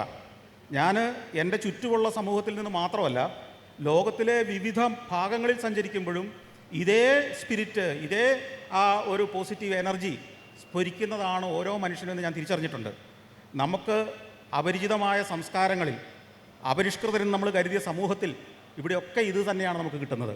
അപ്പോൾ മാനവികത എന്ന് പറയുന്നത് മതം, വർണ്ണം, ഭൂഖണ്ഡങ്ങളുടെ പ്രത്യേകത ഇതൊന്നുമായിട്ടൊരു ബന്ധവും ഇല്ലെന്ന് എനിക്ക് മനസ്സിലാവുന്നുണ്ട്. മനുഷ്യൻ ജനിച്ചിരിക്കുന്നത് തന്നെ നല്ലൊരു സോഫ്റ്റ്വെയറുമായിട്ടാണ്. ഉള്ളിൽ നല്ലൊരു സോഫ്റ്റ്വെയർ ഉണ്ട്. അതുകൊണ്ടാണ് അതിനെ മനുഷ്യൻ എന്ന് വിളിക്കുന്നത്. ചിലരുടെ സോഫ്റ്റ്വെയറിൽ ചില എററുകളുണ്ട്, മാനുഫാക്ചറിങ്ങിലെ ഡിഫക്റ്റാണ്. അതുകൊണ്ട് ചെറിയ ശതമാനം, ഇപ്പോൾ നമ്മളൊരു മൊബൈൽ ഫോൺ മേടിക്കുമ്പോഴും അതിൽ 1000 മൊബൈൽ ഫോണിൽ ഒരെണ്ണത്തിന് ചിലപ്പോൾ എറർ വരാൻ സാധ്യതയുണ്ടെന്ന് പറയുന്ന പോലെ എററുള്ള മനുഷ്യരുണ്ട്. അതാണ് അവരുടെ സ്വഭാവത്തിലും പ്രവർത്തനത്തിലും ചില പ്രശ്നങ്ങൾ കാണുന്നത്. അതിനർത്ഥം അതാ കുഴപ്പം ആ മൊബൈൽ ഫോണിൻ്റെ അല്ലാത്തതുപോലെ തന്നെ ആ മനുഷ്യൻ്റേതല്ല, അതിനെ സൃഷ്ടിച്ചതിൻ്റെ കുഴപ്പമാണ്. അപ്പോൾ അതിനെങ്ങനെയാണ് മനുഷ്യനെ കുറ്റപ്പെടുത്തുക? താങ്കൾ പാരൽ കോളേജിൽ പഠിച്ച മരങ്ങാട്ടുപള്ളിയും ഇന്നത്തെ മരങ്ങാട്ടുപള്ളിയും തമ്മിൽ എന്താണ് വ്യത്യാസമുള്ളത്? പറയത്തക്ക വലിയ വ്യത്യാസമൊന്നുമില്ല. കുറേയേറെ കുട്ടികൾ അവിടെ നിന്ന് വിദേശത്തേക്ക് കയറിപ്പോയി എന്നുള്ള വ്യത്യാസമാണ് ഇപ്പോൾ ഉള്ളത്. പണ്ടൊക്കെ കുറേയേറെ ചെറുപ്പക്കാരുണ്ടായിരുന്നു വഴിയിലെപ്പോഴും. ഇപ്പോൾ അവരൊക്കെ അതേ വഴിയരികളിൽ വേറെ രാജ്യങ്ങളിലാണ്. UK-യിലും ജർമ്മനിയിലും ഓസ്ട്രേലിയയിലും ന്യൂസിലൻഡിലും ഒക്കെയാണ് ഇന്ന് മരങ്ങാട്ടുപള്ളിക്കാരായ ചെറുപ്പക്കാരിൽ വലിയൊരു ശതമാനം. അതാണ് വ്യത്യാസം. താങ്കളൊരു റിവേഴ്സ് മൈഗ്രേഷൻ കേരളത്തിൽ പ്രതീക്ഷിക്കുന്നുണ്ടോ? ഉടനെ ഉണ്ടാവില്ലെങ്കിലും ഉണ്ടാവാൻ സാധ്യതയുണ്ടെന്ന് വിശ്വസിക്കുന്നയാളാണ് ഞാൻ. ഉടനെ ഉണ്ടാവില്ല. പക്ഷേ ഞാൻ വിദേശ രാജ്യങ്ങളിലൂടെ സഞ്ചരിക്കുമ്പോൾ കണ്ടുമുട്ടുന്ന എൻ്റെ പ്രായമുള്ളതോ അല്ലെങ്കിൽ അതിന് 10 വയസ്സ് താഴേക്കോ മുകളിലേക്കോ ഉള്ള ആളുകളുടെയൊക്കെ ഇവിടുന്ന് പോയ ആദ്യ ജനറേഷൻ്റെ എല്ലാ സ്വപ്നം ഒരു ദിവസം തിരിച്ച് നാട്ടിലേക്ക് വരണമെന്നും പഴയ സുഹൃത്തുക്കളും ബന്ധുക്കളും നാടുമായി ചേർന്ന് ജീവിതകാലത്തിൻ്റെ അവസാനം ഇവിടെ ആയിരിക്കണമെന്നും ആഗ്രഹിക്കുന്നവരെയാണ് ഞാൻ ബഹുഭൂരിപക്ഷം കണ്ടിട്ടുള്ളത്. പാലക്കാരും മൈഗ്രേഷൻ്റെ കാര്യത്തിൽ മുമ്പിലാണോ? സോറി, പാലായിലെ ആളുകളും മറ്റ് പ്രദേശങ്ങൾ പോലെ മൈഗ്രേഷൻ്റെ തോത് കൂടുതലുള്ള സ്ഥലമാണ്. തീർച്ചയായിട്ടും വളരെ കൂടുതലാണ്, കോട്ടയം ജില്ല പ്രത്യേകിച്ച്. പാലായിലെ രാഷ്ട്രീയ നേതാക്കളും ബിസിനസ്സുകാരും ഒക്കെ വളരെ അതിജീവനത്തിൻ്റെ മാതൃകകളായി പലപ്പോഴും തോന്നാറുണ്ട്. താങ്കളും ആ ഒരു അംശമുണ്ടോ? അതിജീവനം എന്ന് പറഞ്ഞാൽ ഏത് കാര്യത്തിലും പുതുതായിട്ട് ഒരു സാധ്യതയുണ്ടെങ്കിൽ അതിലേക്ക് ഇറങ്ങി പുറപ്പെടും. ഉദാഹരണം പറഞ്ഞാൽ കേരളത്തിലെ കൃഷി, നെൽകൃഷിയും തെങ്ങ് കൃഷിയും വാഴക്കൃഷിയും ഒക്കെ മാത്രം ഉണ്ടായിരുന്ന കാലത്ത് റബ്ബർ എന്ന് പറയുന്നൊരു സാധനത്തെ കൊണ്ടുവന്നാൽ കാശുണ്ടാക്കാമെന്ന് കണ്ടുപിടിച്ച് അതിലൂടെ വളർന്ന ഒരു സമൂഹം ആ പരിസരത്തുണ്ട്, ആ പ്രദേശം അങ്ങനെ ഉണ്ടായി. അതുപോലെ തന്നെ ചോറ്, അരി ഇല്ലാതെ ജീവിതം മുമ്പോട്ട് പോകില്ലെന്ന് കരുതിയ കാലത്ത് കപ്പ എന്ന ബ്രസീലിൽ നിന്ന് പറഞ്ഞ സാധനം കൊണ്ട് നമുക്ക് ജീവിക്കാമെന്ന് തിരുവിതാംകൂർ കണ്ടുപിടിച്ചപ്പോൾ അതിൻ്റെ ഏറ്റവും പ്രധാനപ്പെട്ട കേന്ദ്രങ്ങളിലൊന്നായി പാലയും കോട്ടയം ജില്ലയൊക്കെ ആയിരുന്നു. അതുപോലെ കുട്ടികളുടെ എണ്ണം 8ഉം 10ഉം ആയ ഒരു വീട്ടിൽ പറമ്പ് വിഭജിച്ച് ചെറുതായി പോകുന്നു. ഇനി മക്കൾ ഇവിടെ വന്നാൽ ശരിയാവില്ല എന്ന് കണ്ട് ആദ്യത്തെ കുടിയേറ്റം വടക്കൻ കേരളത്തിലേക്ക്, മലബാർ മേഖലയിലേക്ക് നടത്തിയതും ഞങ്ങളുടെ ആ പ്രദേശത്ത്, പാലാ പ്രദേശത്ത് മീനച്ചി താലൂക്കുകാരാണ് ഏറ്റവും ആദ്യം കുടിയേറിപ്പോയത്. അപ്പോൾ ഇങ്ങനെ പിന്നീട് അവിടുത്തെ സാധ്യതകൾക്കപ്പുറം അമേരിക്കയിലേക്കുള്ള കുടിയേറ്റം തുടങ്ങി. അപ്പോൾ കുടിയേറ്റത്തിൻ്റെ, അതായത് തൊഴിൽ കയറിയ ഒരു സ്ഥലത്ത് പോയി തിരിച്ചു വരുന്നതല്ല, ഇനി ഇങ്ങോട്ട് തിരിച്ചേ വരാൻ സാധ്യതയില്ലാത്ത കുടിയേറ്റങ്ങൾ നടത്തിയ ഒരു സമൂഹമുണ്ട് അവിടെ. ഈ രാജ്യങ്ങൾ നമ്മളിപ്പോൾ ദരിദ്ര രാജ്യങ്ങളെന്നും സമ്പന്ന രാജ്യങ്ങളെന്നും ഒക്കെ വിഭജിക്കാറുണ്ട്. പക്ഷെ പൊതുവെ പറയപ്പെടുന്നത് എല്ലാ രാജ്യങ്ങളും സമ്പന്നമാണ്, പക്ഷേ ജനങ്ങൾ ദരിദ്രരായി തീരുന്നു എന്നാണ്. താങ്കൾ കണ്ടിട്ടുള്ളതിൽ ഈ ജനങ്ങളുടെ ദാരിദ്ര്യം ഏറ്റവും കൂടുതൽ അനുഭവിക്കാൻ ഇടയായ, ബോധ്യപ്പെടാനിടയായ പ്രദേശം എവിടെയായിരുന്നു? അത് ഏറ്റവും ആഫ്രിക്കൻ രാജ്യങ്ങളുണ്ട്, ഒപ്പം നമ്മളുടെ മധ്യേഷ്യയിലെ പല രാജ്യങ്ങളും, ഉദാഹരണത്തിന് കസാക്കിസ്ഥാൻ, ഉസ്ബെക്കിസ്ഥാൻ്റെ ഒക്കെ ഉൾനാടുകളിലേക്ക് ചെല്ലുമ്പോൾ, അല്ലെങ്കിൽ തജിക്കിസ്ഥാൻ പോലുള്ള സ്ഥലങ്ങളുടെ ഉൾനാടുകളിലേക്ക് ചെല്ലുമ്പോൾ അവിടെയും ഈ ദാരിദ്ര്യം ഗ്രാമങ്ങളിലുണ്ട്. ആഫ്രിക്കയിലെ ദരിദ്ര ഗ്രാമങ്ങളൊക്കെ പരമദരിദ്രം തന്നെയാണ്. ഒരു തരത്തിലും ഞാൻ പറഞ്ഞില്ല, ഇന്നും മണ്ണ് മെഴുകിയ മരക്കമ്പുകൾ കൊണ്ട് മേൽക്കൂര തീർത്ത, വീടെന്നൊന്നും വിളിക്കാൻ കഴിയാത്ത ചെറിയ ചെറിയ കുടിലുകൾ പോലും അല്ലാത്ത സ്ഥലങ്ങളിൽ മനുഷ്യൻ ജീവിക്കുന്നത് ഇപ്പോഴും നിങ്ങൾക്ക് ചെന്നാൽ കാണാം. താങ്കൾ സഫാരിയിലൂടെ, താങ്കളുടെ ചാനലിലൂടെ ഒരു പുതിയ മാതൃകയാണ് യഥാർത്ഥത്തിൽ ഈ സമൂഹത്തിന് മുമ്പിൽ പ്ലേസ് ചെയ്തത്. അതായത് പരസ്യങ്ങളില്ലാതെ തന്നെ ഒരു ചാനലിന് സർവൈവ് ചെയ്യാമെന്ന് താങ്കൾ പ്രൂവ് ചെയ്തു, വിജയകരമായി അത് കാണിച്ചു തന്നു. കേരളത്തിലെ ടെലിവിഷൻ മാധ്യമങ്ങളെക്കുറിച്ചുള്ള താങ്കളുടെ ഒരു പൊതു വിലയിരുത്തൽ പറയാമോ? ടെലിവിഷൻ ചാനലുകൾ രണ്ടായിട്ട് തന്നെ കാണണം. ഒന്ന് ന്യൂസ് ചാനലുകളും മറ്റൊന്ന് എൻ്റർടൈൻമെൻറ്റ് ചാനലുകളും. ഇത് രണ്ടിനും രണ്ട് ദൗത്യമാണ്. ന്യൂസ് ചാനലുകൾ നമുക്കറിയാമല്ലോ, ന്യൂസ് എങ്ങനെ സൃഷ്ടിക്കാൻ കഴിയുമെന്നും അതെങ്ങനെ ഏറ്റവും ജനകീയമാക്കി ജനത്തിന് ഉള്ള സ്വപ്നങ്ങളെക്കാൾ കുറച്ചുകൂടെ താഴേക്കാക്കി കൊടുക്കാൻ കഴിയുമെന്നും മത്സരിച്ചുകൊണ്ടിരിക്കുന്നൊരു കാലമാണ്.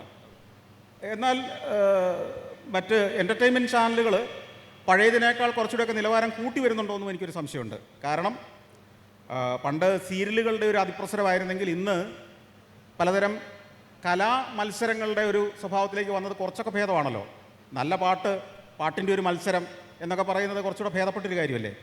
അപ്പോൾ അങ്ങനെയാണ് പോകുന്നതെങ്കിലും എൻ്റെ ഒരു ചിന്ത, അത് വളരെ വർഷങ്ങൾക്ക് മുമ്പ് തന്നെ ഞാൻ പറഞ്ഞിട്ടുള്ളതാണ്, ടെലിവിഷൻ എന്ന മാധ്യമം, കേബിളിലൂടെ അല്ലെങ്കിൽ DTHലൂടെ സാറ്റലൈറ്റിലൂടെ കിട്ടുന്ന ബ്രോഡ്കാസ്റ്റ് എന്ന് പറയുന്ന ആ മാധ്യമം അതിൻ്റെ ഒരു അവസാന ഘട്ടത്തിലാണ് ഓടിക്കൊണ്ടിരിക്കുന്നത്. കാരണം പുതിയ തലമുറയിൽ ഞാനും നിങ്ങളും ഉൾപ്പെടെ ഒക്കെ ബഹുഭൂരിപക്ഷം പേരും മൊബൈൽ ഫോണിൽ ഒരു ന്യൂസ് ചാനലിലെ ന്യൂസ് പോലും അതിൻ്റെ ഒരു ബിറ്റ് നമ്മൾ ഫേസ്ബുക്കിലോ അല്ലെങ്കിൽ യൂട്യൂബിലോ കാണുന്ന സ്ഥിതിയിലേക്ക് കാര്യങ്ങൾ മാറി. അപ്പോൾ ടെലിവിഷൻ്റെ മുമ്പിലിരുന്ന് ഒരു വീട്ടിൽ TV-യുടെ മുമ്പിൽ റിമോട്ടുമായി ഒരു കുടുംബം അടച്ചിരുന്ന് കാണുന്ന ഒരു സംസ്കാരം ഇല്ലാതായി. ഇന്ന് ഈ ടെലിവിഷൻ്റെ മുമ്പിൽ നിന്ന് വീടുകളിലിരിക്കുന്നത് കുറച്ച് പ്രായമായ ആളുകൾ, അല്ലെങ്കിൽ വീട്ടിൽ മറ്റ് ജോലികൾക്ക് പോകാതിരിക്കുന്ന ആളുകൾ മാത്രമാണെങ്കിൽ പുതിയ തലമുറ മുഴുവൻ മൊബൈൽ ഫോണിലേക്ക് അവരുടെ ഫോക്കസ് മാറ്റിയിരിക്കുന്നു. അപ്പോൾ അതനുസരിച്ചുള്ള ഒരു മാറ്റം ടെലിവിഷൻ്റെ സ്വഭാവത്തിൽ വരുത്തി തുടങ്ങിയിട്ടുണ്ട്. അത് കുറച്ചുകൂടെ ഊർജിതമാക്കേണ്ടതുണ്ട്. കേരളം വളരെ പൊളിറ്റിക്കലി വളരെ അവയർനെസ് കൂടിയൊരു സമൂഹമാണ്. അപ്പോൾ താങ്കൾ ഒരു ന്യൂസ് ചാനൽ തുടങ്ങാൻ താങ്കൾക്ക് പ്ലാൻ ഉണ്ടായിരുന്നോ ഏതെങ്കിലും കാലഘട്ടത്തിൽ? ഇല്ല. എന്തുകൊണ്ടാണ്? ഇതൊക്കെ തന്നെ കാരണം നമുക്കറിയാമല്ലോ, ഞാൻ സഞ്ചാരം എന്ന പരിപാടിയിലൂടെയും സഫാരി എന്ന ചാനലിലൂടെയും പോസിറ്റീവ് അല്ലാത്ത ഒരു കാര്യവും ഇതുവരെ കൊടുത്തിട്ടില്ല. തുടർന്നുള്ള ശിഷ്ടകാലവും അങ്ങനെ തന്നെ പോകണമെന്നാണ് എൻ്റെ ആഗ്രഹം.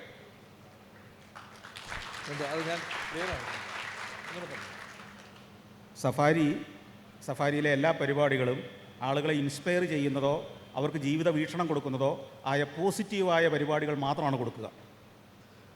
അപ്പോൾ പൊളിറ്റിക്കൽ ന്യൂസ് അല്ലെങ്കിൽ രാഷ്ട്രീയ നേതാക്കൾ അല്ലെങ്കിൽ രാഷ്ട്രീയ സംവിധാനങ്ങളൊക്കെ പോസിറ്റിവിറ്റി ഇല്ലാത്ത ഒരു മേഖലയായിട്ട് താങ്കൾ കാണുകയാണ്? അതിലെ വലിയൊരു ശതമാനം അങ്ങനെയാണല്ലോ, അത് നമുക്കറിയാമല്ലോ. പോസിറ്റീവായ കാര്യങ്ങളെക്കാൾ നെഗറ്റീവായ കാര്യങ്ങൾക്കാണ് ഫോക്കസ് കൊടുക്കുന്നത്. ഇപ്പോൾ KM മാണിയെ പോലെ ഒരാൾ എപ്പോഴും സമൂഹത്തിനൊരു പോസിറ്റീവായിട്ടുള്ള മെസ്സേജ് കൊടുത്തുകൊണ്ടിരുന്ന ആളാണ്, താങ്കൾക്കും അറിയാമല്ലോ. അപ്പോൾ അതുപോലെയുള്ള നേതാക്കളും അത്തരം നിലപാടുകളുമുള്ള ആളുകൾ നമുക്ക് ചുറ്റുമുണ്ട്. അപ്പോൾ അവരുടെ പ്രവർത്തനങ്ങളെ നമുക്ക് പോസിറ്റീവ് അല്ലെന്ന് വിലയിരുത്താൻ കഴിയും? ഞാൻ അവരെക്കുറിച്ചല്ല പറഞ്ഞത്, ഞാൻ പറഞ്ഞത് അവരെക്കുറിച്ച് വാർത്തകൾ കൊടുക്കുന്ന മാധ്യമങ്ങളെക്കുറിച്ചാണ്. അവർ നല്ലത് പറഞ്ഞാലും നമുക്ക് നെഗറ്റീവ് കൊടുക്കാൻ സ്കോപ്പ് ഉണ്ടല്ലോ. മാധ്യമങ്ങൾ പൊതുവെ ഇപ്പം നമ്മൾ പറയാറുണ്ട്, കക്ഷി രാഷ്ട്രീയം കൂടുമ്പോൾ നല്ല ജേർണലിസ്റ്റുകൾ ഉണ്ടാവും എന്ന് പറയാറുണ്ട്. കക്ഷി രാഷ്ട്രീയത്തിൻ്റെ അതിപ്രസരം ഉണ്ടാകുമ്പോഴാണ് മാധ്യമപ്രവർത്തകർക്ക് സ്പേസ് കൂടുന്നത്. അതൊരു റിയാലിറ്റി അല്ലേ? നമ്മുടെ ചുറ്റുമുള്ള ഒരു റിയാലിറ്റി അല്ലേ? അല്ല, അതൊക്കെ ഞാൻ പറഞ്ഞല്ലോ, ആളുകൾക്ക്, മാധ്യമപ്രവർത്തകർക്ക് ഇത്തരം എല്ലാ കാര്യത്തെക്കുറിച്ചും അവരുടെ മാധ്യമം വിജയിച്ച് നിൽക്കുന്നതിന് വേണ്ട ഒരു ഫോർമുല എങ്ങനെയായിരിക്കണമെന്ന് കൃത്യമായ ധാരണയുണ്ട്. എൻ്റെ മാധ്യമത്തിൻ്റെ ഫോർമുല അതല്ല എന്ന് മാത്രമേ ഞാൻ ഈ പറഞ്ഞതിൽ അർത്ഥമുള്ളൂ. താങ്കളൊരു മാധ്യമപ്രവർത്തകനാകാൻ, ഇപ്പം മാധ്യമപ്രവർത്തനം എന്ന് പറഞ്ഞാൽ പൊളിറ്റിക്കൽ ന്യൂസ് റിപ്പോർട്ട് ചെയ്യുന്ന ഒരാൾ മാത്രം അല്ലല്ലോ. ഒരു മാധ്യമം, അത് വിശാലമായ അർത്ഥത്തിൽ. മീഡിയം എന്ന അർത്ഥത്തിൽ. അതെ. അങ്ങനെ ആകാൻ താങ്കൾ ആഗ്രഹിച്ചിരുന്നതാണോ അതോ യാദൃച്ഛികമായി ആ ഒരു വഴിയിലേക്ക് വന്നുപെട്ടതാണ്? അല്ല, ഞാനൊരു ഹൈസ്കൂൾ കാലം മുതൽ എൻ്റെ ആഗ്രഹം അതായിരുന്നു. ഞാൻ പഠിച്ചത് മാസ് കമ്മ്യൂണിക്കേഷൻ ആൻഡ് ജേർണലിസമാണ്. എൻ്റെ പോസ്റ്റ് ഗ്രാജുവേഷൻ അതിലാണ്. ആ വഴിയിലൂടെ തന്നെ സഞ്ചരിച്ച് വന്നയാളാണ് ഞാൻ. താങ്കൾ വേറെ ഏതെങ്കിലും രാജ്യത്ത് പരസ്യങ്ങളില്ലാതെ വിജയിച്ച ടെലിവിഷൻ മാതൃകകൾ കണ്ടിട്ടുണ്ടോ? കേരളത്തിൽ തന്നെയുണ്ട്. കേരളത്തിൽ തന്നെ എനിക്ക് തോന്നുന്നത് പല ഡിവോഷണൽ ചാനലുകളും ഒരു പരസ്യമില്ലാതെ ഓടുന്നത്. പക്ഷെ അവർക്ക് വേറെ ചില വരുമാന അവർക്ക് ഫണ്ടിങ് ഉണ്ടല്ലോ. അവർക്ക് ഫണ്ടിങ് ഉണ്ടല്ലോ. അതെ, ഇപ്പം എനിക്കും ഫണ്ടിങ് ഉണ്ട്. അത് ഞാൻ തന്നെ പണിയെടുത്തുണ്ടാക്കുന്ന ഫണ്ടിങ്. ഫണ്ട് കണ്ടെത്തുന്നു. അതെ.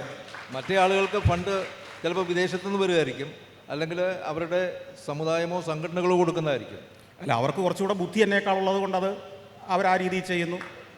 നമ്മളൊരു മരങ്ങാട്ടുപള്ളിക്കാരനായതുകൊണ്ട് ഇങ്ങനെ ഓടുന്നു, അത്രേ ഉള്ളൂ. അല്ല, ഒരു പാലക്കാരനെ സംബന്ധിച്ചിടത്തോളം ഇതൊരു വിഷയമല്ലല്ലോ. ഒരു താങ്കൾ ഈ സ്വന്തം മക്കളെ ഏത് നിലയിലേക്കാണ് ഗൈഡ് ചെയ്തിരിക്കുന്നത്? അവരെ ഗൈഡ് ചെയ്യുന്നത്, മക്കളെ ഗൈഡ് ചെയ്യുന്നത് നമ്മളുടെ ജീവിതം കൊണ്ടായിരിക്കണമെന്ന് വിശ്വസിക്കുന്ന ഒരാളാണ് ഞാൻ.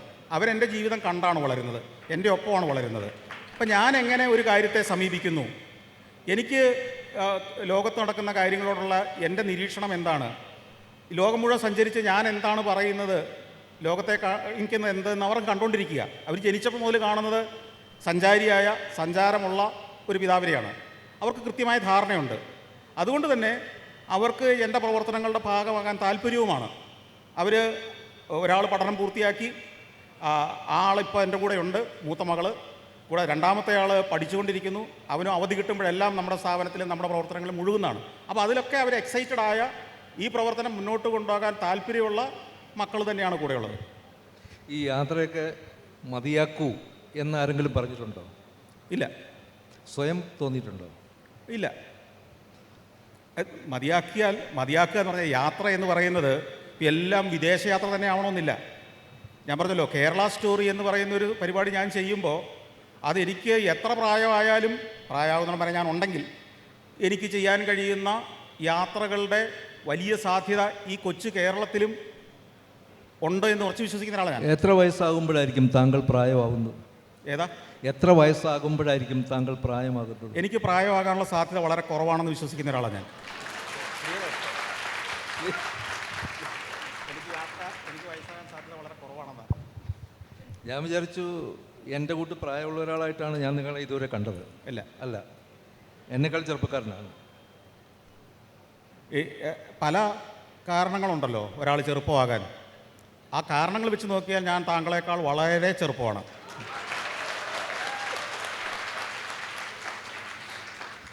കേരളത്തിലെ ഏറ്റവും അടുപ്പമുള്ള രാഷ്ട്രീയ നേതാവാരാണ് താങ്കളോട്? രാഷ്ട്രീയ നേതാക്കളുണ്ടോ?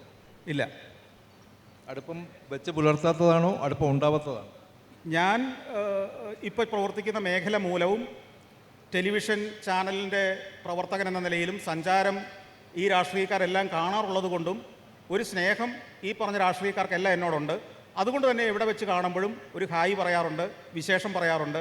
എന്നതിലപ്പുറം ഒരു ആത്മബന്ധമോ വലിയ അടുപ്പമുള്ള രാഷ്ട്രീയക്കാരും തന്നെ ഇല്ല. ഞാനത് ചോദിക്കാൻ കാരണം, കേരളത്തിൻ്റെ നയരൂപീകരണങ്ങളൊക്കെ സംഭവിക്കുന്നത് പൊളിറ്റിക്കൽ ലീഡർഷിപ്പിലൂടെയാണല്ലോ. താങ്കൾ പലപ്പോഴും ഭാവി കേരളം എങ്ങനെയാവണം എന്നുള്ളതിനെക്കുറിച്ച് വളരെ പോസിറ്റീവായിട്ടുള്ള ചിന്തകൾ പങ്കുവെക്കുന്ന ആളാണ്. ലോക മാതൃകകളെ താങ്കൾ അവതരിപ്പിക്കാറുണ്ട്. പക്ഷേ നയരൂപീകരണത്തിൻ്റെ ഒരു മേഖലയിലേക്ക് ഈ ആശയങ്ങൾ വരുമ്പോഴല്ലേ അത് പ്രാവർത്തികമാവത്തുള്ളൂ. അപ്പോൾ അത്തരം നയരൂപീകരണത്തിന് ശേഷിയുള്ള പൊളിറ്റിക്കൽ ലീഡർഷിപ്പുമായി കമ്മ്യൂണിക്കേഷൻ ഉണ്ടെന്നാണ് എൻ്റെ ചോദ്യം. ചിലപ്പോൾ അവരുമായിട്ട് വലിയ സൗഹൃദം ഉണ്ടായിരുന്നെങ്കിൽ എനിക്ക് ഈ ആശയങ്ങൾ ഉണ്ടാവുമായിരുന്നില്ല. എൻ്റെ വ്യത്യസ്തമായ ആശയങ്ങളുമായിട്ട് എനിക്ക് മുന്നോട്ട് പോകാൻ പറ്റുന്നത് അവരാൽ ഒന്നും സ്വാധീനിക്കപ്പെടാത്ത ആശയങ്ങൾ എൻ്റെ കയ്യിലുള്ളത് കൊണ്ടായിരിക്കുമല്ലോ. അതുതന്നെയാണ് അവർ എൻ്റെ അടുത്തുനിന്ന് ചോദിക്കാറുള്ളത്. ഞങ്ങളിൽ നിന്ന് വ്യത്യസ്തമായ ആശയങ്ങൾ എന്താണ് താങ്കൾക്ക് പറയാനുള്ളതെന്നാണ് അവർ ചോദിക്കാറുണ്ട്. അത് ഞാൻ പറയാറുമുണ്ട്. താങ്കളുടെ സങ്കല്പത്തിലെ കേരളം എങ്ങനെയാണ്? എന്തായിരിക്കും അതിൻ്റെ പ്രത്യേകത? ഈ സങ്കല്പത്തിലെ കേരളം എന്ന് പറയുന്നത് നമ്മൾ കരുതുന്നത് പോലെ ഒരു മാവേലി നാട് എന്ന് പറഞ്ഞ ഒരു തുല്യതയുടെയോ അല്ലെങ്കിൽ തേനും പാലും ഒഴുകുന്നതെന്ന് പറയുന്നതോ ഒന്നുമായതല്ല. മനുഷ്യരുടെ സ്വപ്നങ്ങൾ യാഥാർത്ഥ്യമാക്കാൻ അവർക്ക് അവസരങ്ങൾ കിട്ടുന്ന ഒരു നാട് എന്നതിൻ്റെ അർത്ഥം. എൻ്റെ ഒരു ഡ്രീം ഡ്രീം നടപ്പാക്കാൻ ഒന്നാമത് മനുഷ്യർക്ക് ഡ്രീം വേണം, അതാണ് ഒന്നാമത്തെ പ്രശ്നം. ഡ്രീമുള്ള മനുഷ്യർക്ക് അത് ഈ എൻ്റെ നാട്ടിൽ നടപ്പാക്കാൻ കഴിയുമെന്ന ആത്മവിശ്വാസം ഒരു നാട് കൊടുക്കുന്നുണ്ടെങ്കിൽ ആ നാട് നല്ല നാട് തന്നെയാണ്. അതാണ് നാടാവേണ്ടത്. ആ ഡ്രീം നടപ്പാക്കാൻ ഈ നാട്ടിൽ പറ്റില്ല എന്ന് തോന്നുമ്പോഴാണ് ആളുകൾ നാട് വിട്ടു പോകുന്നത്. ഇന്നത്തെ കേരളം താങ്കൾ പറഞ്ഞ ഈ ആത്മവിശ്വാസത്തോടു കൂടി പുതിയ തലമുറയുടെ മുമ്പിൽ ഈ സ്വപ്നങ്ങൾ സാക്ഷാത്കരിക്കാൻ പറ്റുന്ന ഭൗതിക സാഹചര്യമുള്ള നാടാണോ ഇന്നത്തെ കേരളം? പൂർണ്ണമായിട്ടും ആയിട്ടില്ലെന്ന് നമുക്കൊക്കെ അറിയാമല്ലോ. നമ്മുടെ ഓരോ ഗവൺമെൻറ്റുകളും മാറി വരുമ്പോൾ ആ സ്വപ്നത്തിലേക്ക് എത്താനുള്ള ശ്രമങ്ങൾ നടത്തുന്നുണ്ട്. ചിലത് സ്പീഡിൽ കുറച്ച് എനർജി സ്പീഡും കൂട്ടി ചെയ്യാൻ ശ്രമിക്കുന്നുണ്ട്, ചിലത് അത്ര സ്പീഡ് ഇല്ലാതെ പോകുന്നുണ്ട്. പക്ഷേ പലതിലും ഒരു ടോട്ടാലിറ്റിയിലുള്ള ഒരു മാസ്റ്റർ പ്ലാൻ, വലിയൊരു സ്വപ്നത്തിൻ്റെ ഒരു മാസ്റ്റർ പ്ലാൻ്റെ അഭാവം പലപ്പോഴും നമ്മുടെ ലക്ഷ്യങ്ങളെ ചിലപ്പോൾ തുടങ്ങി വെച്ചിട്ട് വിഡ്രോ ചെയ്യേണ്ടി വരിക, വേണ്ട വഴിക്ക് പോകാതെ വരിക, പരാജയപ്പെടുക, ഇതൊക്കെ സംഭവിക്കാറുണ്ട്. അപ്പോൾ ഒരു പ്രൊഫഷണൽ മാസ്റ്റർ പ്ലാൻ ഇനിയും ഉണ്ടാകേണ്ടിയിരിക്കുന്നു. താങ്കൾ ഇത്തരം സ്വപ്നങ്ങളും പ്ലാനുകളും ഒക്കെ ഉള്ള ഒരാളാണ്. പക്ഷേ ജീവിതത്തിൽ ഏതെങ്കിലും ഒരു ഘട്ടത്തിൽ തീർത്തും നിരാശനായി മാറിയിട്ടുണ്ടോ? ഡിപ്രസ്ഡ് ആയിട്ടുണ്ടോ? പലപ്പോഴും ഞാൻ ഡിപ്രസ്ഡ് ആവുന്ന ഒരാളാണ്. പലപ്പോഴും ഡിപ്രസ്ഡ് ആവുന്നതിൻ്റെ കാരണം പല കാരണങ്ങൾ കൊണ്ടാണ്. ഉദാഹരണം പറഞ്ഞാൽ ചെറിയ കാര്യങ്ങൾ മതി എന്നെ ഡിപ്രസ്ഡ് ആക്കാൻ. ഇപ്പോൾ നമ്മളൊരു കാര്യം, ഞാനൊരു പെർഫെക്ഷൻ ആഗ്രഹിക്കുന്ന ഒരാളാണ്. ഇപ്പോൾ പോലും എനിക്കൊരു ഡിപ്രഷനുണ്ട്. കാരണം ഞാൻ ഈ പറയുന്നതിൻ്റെ പകുതി ആൾക്കാർ കേൾക്കുന്നില്ല. കയ്യടി പോരാ എന്നുള്ളതുകൊണ്ടാണോ? ഏതാ ഇപ്പം ഡിപ്രഷൻ ഈ കയ്യടി പോരാ എന്നുള്ളത് കൊണ്ടാണോ? കയ്യടിക്കണമെങ്കിൽ അവർക്ക് ഞാൻ പറയുന്നത് മനസ്സിലാവണ്ടേ? ഞാനീ പറയുന്നത് പകുതി പേർക്ക് മനസ്സിലാവുന്നില്ല എന്നുള്ളതാണ് ഞാൻ നേരിടുന്നൊരു പ്രശ്നം. അതൊക്കെ മനസ്സിലായിട്ടുണ്ട്. ഓക്കെ, അപ്പം ചെറിയ കാര്യങ്ങൾക്ക് പോലും അതാ പറഞ്ഞ ചെറിയ ഈ പെർഫെക്ഷന് വേണ്ടിയുള്ള ഒരു ആഗ്രഹം എൻ്റെ മനസ്സിലുണ്ട്. ഇപ്പം ഞാനൊരു മുറി, ഒരു ഓഫീസ് റൂം ഡിസൈൻ ചെയ്താൽ, അവിടെ ഒരു എയർ കണ്ടീഷണർ ഫിക്സ് ചെയ്താൽ, അതിൻ്റെ എയർ ഫ്ലോ വരുന്നത് മുതൽ ഓരോ കാര്യം, അല്ലെങ്കിൽ എൻ്റെ സഫാരിയിലെ ഓരോ പരിപാടിയും, സഞ്ചാരം എന്ന പരിപാടി പോലും, അപ്പോൾ അതിലെ ഓരോ ഘട്ടത്തിലും ചെയ്യേണ്ട ആളുകൾ കൃത്യമായിട്ട് ആ ജോലി ചെയ്യുന്നത് ഞാൻ ഉദ്ദേശിക്കുന്ന ആ പെർഫെക്ഷൻ അല്ല, അല്ലെങ്കിൽ ഞാൻ പെട്ടെന്ന് ഡിപ്രസ്ഡ് ആവും. എനിക്ക് ഭയങ്കര നിരാശ ബാധിക്കും. ഞാൻ എന്തിനാണ് ഈ വെയിലും കൊണ്ട് മഴയും നനഞ്ഞ ഈ ലോകം മുഴുവൻ സഞ്ചരിച്ച് ഈ ഷൂട്ട് ചെയ്ത് കൊണ്ടുവന്ന ഈ സാധനത്തെ ആ വേണ്ട ഗൗരവത്തിൽ എൻ്റെ കൂടെയുള്ളവർ കാണുന്നില്ലേ, അതിനുവേണ്ടി അത്രയും ഡെഡിക്കേഷൻ അവരുടെ ഭാഗത്തില്ലേ എന്നൊക്കെ ഇടയ്ക്ക് എനിക്ക് സംശയം വരും. അപ്പോൾ ഞാൻ അവരോട് ക്ഷോഭിക്കും. പിന്നെ അവർ അതിലൊരു ഡൈല്യൂഷനും വരുത്തിയിട്ടില്ല എന്ന് ഞാൻ തിരിച്ചറിയും കുറച്ച് കഴിയുമ്പോൾ ചിലപ്പോൾ. അപ്പോൾ എൻ്റെ ഡിപ്രഷൻ മാറും. അപ്പോൾ ഈ ഡിപ്രഷൻ എന്ന് പറയുന്നത് നമ്മളുടെ ആഗ്രഹങ്ങളും അതിൻ്റെ യാഥാർത്ഥ്യവും തമ്മിലുള്ള അകലം അനുസരിച്ച് വ്യത്യാസം വരും. താങ്കൾ ക്ഷോഭിക്കും എന്ന് പറഞ്ഞു. തിരിച്ച് താങ്കൾ ക്ഷോഭിക്കുന്ന ആൾ തിരിച്ചിങ്ങോട്ട് ക്ഷോഭിച്ചാൽ എന്തായിരിക്കും ചെയ്യുക? അത് സ്വാഭാവികമായിട്ട് അയാൾ ക്ഷോഭിക്കുന്നത് ജെനുവിനായ കാര്യമാണെങ്കിൽ തീർച്ചയായിട്ടും നമ്മൾ സൈലൻ്റ് ആവും. അതല്ലെങ്കിൽ കുറച്ചുകൂടെ നമ്മളും കുറച്ച് നേരം കൂടെ ക്ഷോഭിക്കും. അത് പിന്നെ കുറച്ച് കഴിയുമ്പോൾ അങ്ങോട്ട് ഡൈല്യൂട്ടറായി തീരും. ഞാൻ സാധാരണഗതിയിൽ ക്ഷോഭിക്കുന്നത് ആ റേഞ്ചിലുള്ള ആളുകളുമായിട്ടായിരിക്കും. അപ്പോൾ ചുരുക്കത്തിൽ ക്ഷോഭിക്കില്ല. ഏതാ ചുരുക്കത്തിൽ അത് ക്ഷോഭിക്കില്ല. ആ റേഞ്ചിലുള്ള ആളുകൾ വളരെ കുറവായിരിക്കും അവിടെ. അല്ല, റേഞ്ച് എന്ന് പറഞ്ഞാൽ ഈ ക്ഷോഭിക്കുന്നതിൻ്റെ അർത്ഥം മനസ്സിലാകുന്ന ആളുകൾ എന്തുകൊണ്ടാണ് ക്ഷോഭിച്ചതെന്ന് അവർക്ക് മനസ്സിലായിട്ടുണ്ടാവും അപ്പോഴേക്കും. താങ്കൾ ഞാൻ ആദ്യം പറഞ്ഞു ആൾക്കൂട്ടത്തിൽ തനിയെ എന്നൊരു ശീർഷകമാണ് MT തൻ്റെ പുസ്തകത്തിന് കൊടുത്തത്. താങ്കൾ സമഗ്രമായിട്ട് ഇതൊരു പുസ്തക രൂപത്തിൽ കൊണ്ടുവന്നാൽ എല്ലാ യാത്രകളും സാധ്യതയുള്ള ഒരു ശീർഷകം എന്തായിരിക്കും? അത് കുറച്ച് ആലോചിച്ചിടേണ്ട ഒരു കാര്യമാണ്. അതുകൊണ്ട് ഇപ്പം ഞാനത് തയ്യാറാക്കിയിട്ടില്ല. ഞാൻ പറഞ്ഞല്ലോ, ഏറെ ദൂരം പോകാനുള്ളത് കൊണ്ട് ഇനിയുള്ള യാത്രയിൽ അതിനുള്ളൊരു പേര് ഞാൻ കണ്ടുപിടിച്ച്. ഏറെ ദൂരം എന്ന് പറഞ്ഞാൽ എത്രയാണ് അത് ആ ദൂരം? കാരണം ഞാൻ പറഞ്ഞില്ല, ഏറെ ദൂരം എന്ന് പറഞ്ഞാൽ ഈ ഭൂമിയിലെ അത്ഭുതങ്ങൾ മാത്രമല്ല, എനിക്കിതിനപ്പുറത്തേക്കും കുറച്ച് പോകാനുണ്ട്. അപ്പോൾ അതുകൊണ്ട് അതുകൂടെ കഴിഞ്ഞിട്ടായിരിക്കും ചിലപ്പോൾ ശരിക്കുള്ളൊരു പേര് കിട്ടുക. അതിനുവേണ്ടി വെയിറ്റ് ചെയ്യുക. എന്താണ് താങ്കൾ സങ്കല്പിക്കുന്ന ഏറ്റവും വലിയ അത്ഭുതം? എന്തായിരിക്കാം? സാധാരണ നമ്മൾ ലോകത്തെ അത്ഭുതങ്ങളെക്കുറിച്ച് നമുക്കറിയാം. ഇതിനപ്പുറത്തുള്ള സൂപ്പർ നാച്ചുറൽ ആയിട്ടുള്ള എന്ത് അത്ഭുതമാണ്? അത്ഭുതങ്ങൾ ഓരോ ദിവസവും സംഭവിച്ചുകൊണ്ടിരിക്കുകയാണല്ലോ. ഒന്ന് ആലോചിച്ച് നോക്കിയേ. നിങ്ങൾ മൊബൈൽ ഫോൺ എടുത്തിട്ട് ആ മൊബൈൽ ഫോണിലെ ഒരു ആർട്ടിഫിഷ്യൽ ഇൻ്റലിജൻസ് ടൂളിനോട് ഒരു കാര്യം ആവശ്യപ്പെട്ടാൽ, ലോകത്തിലെ ഏത് കാര്യം ആവശ്യപ്പെട്ടാലും അത് ഡിസൈൻ ചെയ്ത് തരാൻ, അല്ലെങ്കിൽ അതിന് നിങ്ങൾക്ക് മറുപടി തരാൻ കഴിയുന്ന രീതിയിലേക്ക് കഴിഞ്ഞ 1.5 വർഷം കൊണ്ട് ടെക്നോളജി മാറിക്കഴിഞ്ഞു. അടുത്ത 1.5 വർഷം കൊണ്ട് അത് എത്ര കണ്ട് വളരുമെന്ന് നിങ്ങൾ ചിന്തിച്ച് നോക്കൂ. ഇനി ഞാൻ ചിന്തിക്കുന്നത് എൻ്റെ മേഖലയിൽ അത്ഭുതങ്ങൾ സൃഷ്ടിക്കുന്ന ടെക്നോളജിയെ എങ്ങനെ സഫാരിയിലേക്ക് അല്ലെ എൻ്റെ സഞ്ചാരത്തിലേക്ക് കൊണ്ടുവരാമെന്നാണ്. അതിൻ്റെ വിശദാംശങ്ങളൊന്നും ഞാനിപ്പോൾ ഇവിടെ ഇരുന്ന് പറയുന്നില്ലെങ്കിലും നമുക്കറിയാമല്ലോ, ഇത്രയേറെ ടെക്നോളജി വികസിച്ച കാലത്ത് സന്തോഷ് ജോർജ് കുളങ്ങരയോ മറ്റൊരാളോ ഇനി ലോകം മുഴുവൻ ചിലപ്പോൾ ഈ ക്യാമറയുമായിട്ട് പോയി എപ്പിസോഡുകൾ എടുക്കുന്നതിന് പകരം ഇതുവരെ ലോകത്തെടുത്തിരിക്കുന്ന വീഡിയോ കൊണ്ട് തന്നെ നമുക്ക് ഇഷ്ടമുള്ള രീതിയിലുള്ള പ്രോഗ്രാമുകൾ ഉണ്ടാക്കാനുള്ള ടൂളുകൾ ഇപ്പോൾ തന്നെ ആയി വരുന്നു. അപ്പോൾ വലിയ അനന്തമായ സാധ്യതകൾ ഈ ടെക്നോളജി നമ്മുടെ മുമ്പ് വരുന്നുണ്ട്. തന്നെയുമല്ല, ഒരു സ്ഥലത്ത് പോയി നിന്ന ഫീല്, നിങ്ങളൊരു ടെലിവിഷൻ സ്ക്രീനിലാണ് ഇപ്പോൾ സഞ്ചാരം കാണുന്നതെങ്കിൽ അതിനപ്പുറമുള്ള അനുഭവം നിങ്ങൾക്ക് തരുന്ന സഞ്ചാരങ്ങളെക്കുറിച്ചാണ് ഞങ്ങൾ പ്രവർത്തനം ആരംഭിച്ചത്. ഞാൻ അവസാനിപ്പിക്കുകയാണ്. അപ്പോൾ അവസാനിക്കുന്നതിന് ഒരു കൺക്ലൂഷൻ സ്വഭാവമുള്ള ചോദ്യമാണോ? ലോകത്തിലെ ഏറ്റവും നല്ല സ്ഥലം താങ്കൾ കണ്ടിട്ടുള്ളത് പാലായാണോ? മരങ്ങാട്ടുപള്ളിയാണ്. ആണോ? അത് പഞ്ചായത്തായതുകൊണ്ടായിരിക്കും? അല്ല, അതുകൊണ്ടല്ല. ഞാൻ എൻ്റെ ടെലിവിഷൻ ചാനൽ ആരംഭിക്കുമ്പോൾ പല തവണ ചിന്തിച്ചു, ഇതെവിടെയായിരിക്കണം? തിരുവനന്തപുരത്ത് വേണോ? കൊച്ചിയിൽ വേണോ? കോഴിക്കോട് വേണോ? അത് ഏറ്റവും ചുരുങ്ങിയത് കോട്ടയത്തെങ്കിലും വേണോ? ഒടുവിൽ ഞാൻ തീരുമാനിച്ചു, എൻ്റെ തലയ്ക്ക് മുകളിൽ ഒരു സാറ്റലൈറ്റ് ഉണ്ടെങ്കിൽ, എൻ്റെ മനസ്സിൽ ആശയങ്ങളുണ്ടെങ്കിൽ, എൻ്റെ കൂടെ പ്രവർത്തിക്കാൻ ആൾ വരുമെങ്കിൽ എനിക്ക് എൻ്റെ മരങ്ങാട്ടുപള്ളിയിൽ നിന്ന് ഈ ലോകത്തിൻ്റെ എല്ലാ ഭാഗത്തേക്കും സഞ്ചാരം എത്തിക്കാൻ പറ്റുമെന്ന്. അവിടെ നിന്നാണ് ഇപ്പോഴും സഞ്ചാരം സംപ്രേഷണം ചെയ്യുന്നത്. അപ്പോൾ ഒരു കാര്യം കൂടി, ഒരു കവിതയുടെ ശീർഷകം എൻ്റെ മനസ്സിലുള്ളത് ഞാൻ ആരുടെ തോന്നലാണ്. അങ്ങനൊരു ശീർഷകമുണ്ട്, ഞാൻ ആരുടെ തോന്നലാണ്.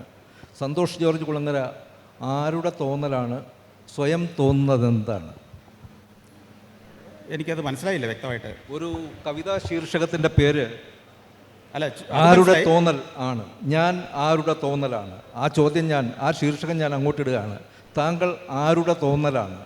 സ്വയം തോന്നുന്നത് എന്താണ്? ഞാൻ ശരിക്കും ഇന്ന് ജീവിക്കുന്നത് എൻ്റെ പ്രേക്ഷകരുടെ തോന്നൽ എന്ന രീതിയിലാണ്. അവരുടെ തോന്നലിനൊപ്പമാണ് എൻ്റെ ചിന്തകളും ആശയങ്ങളും പോകുന്നത്. എന്നാൽ അവരിന്ന് ചിന്തിക്കുന്നതിനപ്പുറത്തേക്ക് അവരെ ചിന്തിപ്പിക്കേണ്ട ഒരു ഉത്തരവാദിത്വം എനിക്കുണ്ടെന്നും കുറച്ച് വിശ്വസിക്കുന്ന ഒരാളാണ് ഞാൻ. അപ്പോൾ അതുകൊണ്ട് തന്നെ എൻ്റെ തോന്നലുകൾ അവരിലേക്കും അവരുടെ തോന്നൽ തിരിച്ചറിഞ്ഞുള്ള ഒരു ജീവിതം എനിക്കും ഉണ്ട്. ഒരുപാട് തോന്നലുകൾ താങ്കളിലേക്ക് പരിവർത്തനം ചെയ്യപ്പെടട്ടെ എന്ന് ഞാൻ ആശംസിക്കുന്നു. Thank you. ചോദ്യങ്ങൾ ചോദിക്കേണ്ട സമയമാണ്. ആദ്യത്തെ ചോദ്യത്തിലേക്ക് കടക്കാം. നമസ്കാരം സാർ. എൻ്റെ പേഴ്സണൽ അഭിപ്രായമാണ്. സാറിനോട് കുറച്ച് ക്വസ്റ്റ്യൻസ് ഫോർമലായ ഒന്നൊരു സംശയം, കുറച്ചുകൂടെ അലമ്പ് ചോദ്യങ്ങൾ ചോദിച്ചെങ്കിൽ സാർ നമ്മൾ ഈ ടി വിയിലൊക്കെ കാണുന്ന പോലുള്ള ഉത്തരങ്ങൾ കുറേ നൽകുമായിരുന്നു എന്ന് എനിക്ക് തോന്നി. അപ്പോൾ എനിക്ക് ആ സ്വാഭാവികത അത്ര ഫീൽ ചെയ്തില്ല. അത് ഒരു ഒന്നാമത്തെ കാര്യം സാർ. പിന്നെ രണ്ടാമത്തെ കാര്യം, സാറ് ഏറ്റവും ഇഷ്ടപ്പെട്ട ഒരു സ്ഥലം വാരണാസി ആണെന്ന് പറഞ്ഞിട്ടുണ്ട്.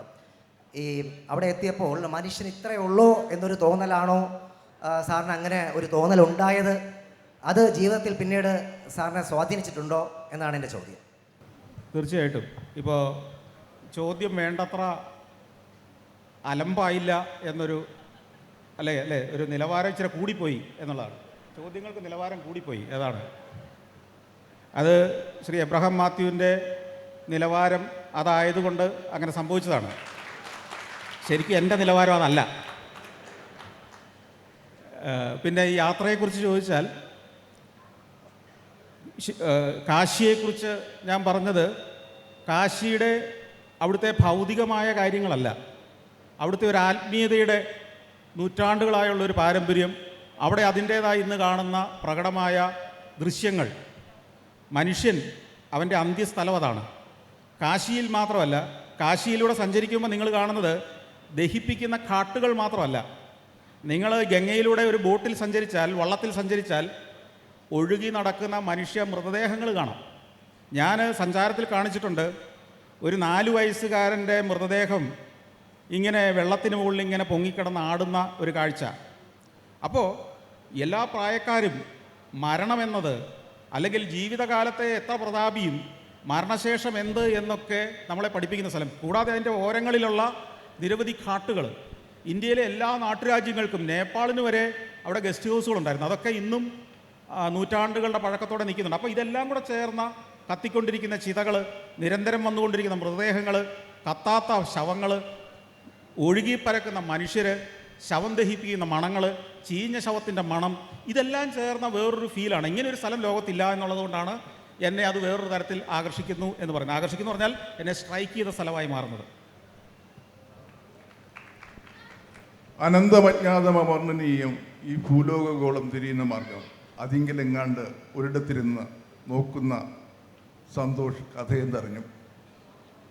വിവേകാനന്ദ ലോകത്ത് ലോകാനന്തര സഞ്ചാരം നടത്തുന്ന അങ്ങയുടെ ജീവിതത്തിൽ ഏറ്റവും വലിയ ദുരനുഭവം യാത്രയിലുണ്ടായത് എപ്പോഴാണ്, എവിടെ വെച്ചാണ്? ഈ ആദ്യത്തെ പാട്ടിൻ്റെ അർത്ഥം ഒന്ന് പറഞ്ഞുതരാമോ? കാരണം ഞാൻ മനസ്സിലാക്കിയത് അങ്ങനെയല്ല. കാരണം അനന്തം, അജ്ഞാതം, അവർണ്ണനീയം, അത് സന്തോഷ് ജോർജിനെ കുറിച്ച് പറഞ്ഞല്ല, നമ്മളെ എല്ലാവരെയും കുറിച്ചുള്ളതാണ്. എല്ലാ മനുഷ്യരും അവനവൻ്റെ ഒരു പോയിൻ്റ് ഓഫ് വ്യൂവിലൂടെ മാത്രം ലോകത്തെ കാണുമ്പോൾ ഉണ്ടാകുന്ന ഒരു പ്രശ്നമാണത്.